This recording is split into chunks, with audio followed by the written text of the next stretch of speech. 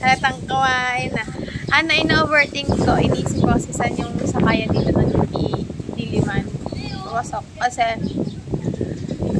you know, ang hirap kasi pag hindi ko alam paano mag-commute. Kanina pa yan. I don't know saan magko-commute. Kainin mo na kasi sayang eh. Tatay na ako.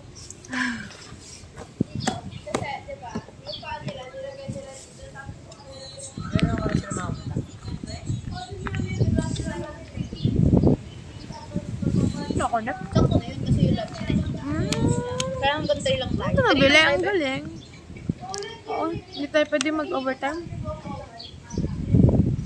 Ang galing, tignan nyo.